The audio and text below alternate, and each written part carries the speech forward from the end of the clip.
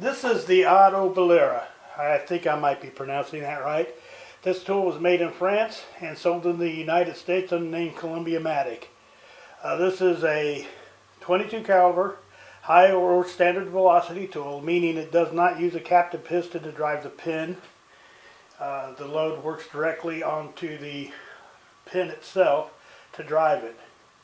Now I had intended to shoot this tool with some pins, but they didn't quite fit in the chamber right, and I wasn't happy with that. I figured that maybe Columbia-matic had designed the tool with some special pins so that they would have a proprietary system that you couldn't use the competitors' pins and loads in it. So this tool has a cylinder on it that you can see. It has 8 shots in it, 8 chambers. But despite that, it is not an automatic tool. The concept behind this tool, it was sold with more than one chamber, and they had figured that one person would be loading the chambers while the second person was operating the tool. And then when you had your chamber emptied, you switched chambers and one would keep loading it while the other one kept fastening. A feature on this tool that was not on some of the early tools, this is added later, is this lever here. They had issues with the tool when they spun the cylinder. Some of the loads would go off inadvertently. So this lever, which locks the cylinder in place, you can't spin it, was added. It allows the cylinder to drop, giving the cylinder enough room to spin and without scraping the loads. This is a lever down here is also another safety lever. You have to push it before you can fire the tool. So I have 8 blanks in the tool. We're going to shoot it a couple of times and see how awkward it really is to operate this thing.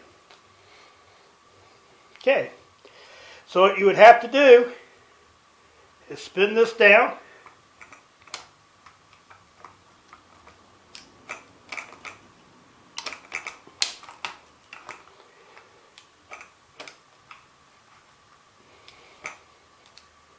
Not cooperating.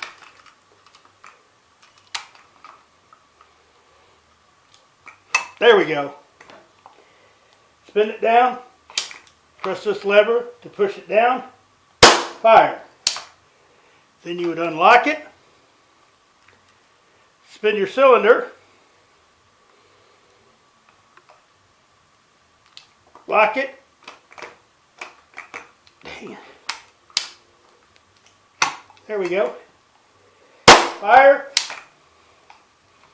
Sometimes it works better than others. Spin your cylinder again. And by the way, you can spin this either way. Now I lost my place.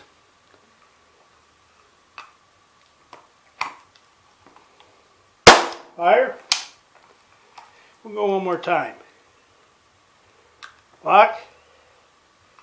Lock. Close. Fire. Now, like many high velocity tools, it has a flat side on the spall guard so you can get close access into next to walls and things like that. It also spins around so that you have a full spall guard covering the whole area. Now to unload this tool, first you would want to hold your cylinder. Unlock it first. Hold your cylinder. Pull this rod. And then you remove the cylinder this side. This lever keeps you from pulling it out that side.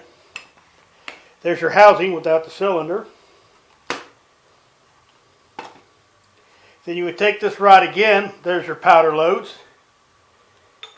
And you would insert it from the opposite side and eject. Obviously, you would probably be more likely to eject bottom down and let gravity help you. Then you would take your loaded cylinder again, put it inside your housing from the same side, line it up, using this lever to help line it up. You may want to start like number 1 there, number 2. How about that? I got it right the first time. And then you'd be ready to go. So this is a pretty unique tool.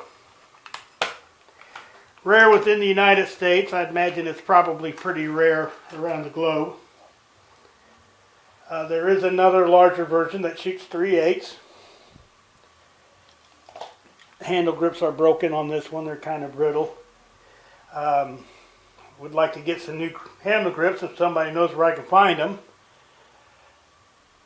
Maybe I'll find a pistol that just happens to fit. This is the Bolera, Auto Bolera, or the Columbia Matic in the U.S.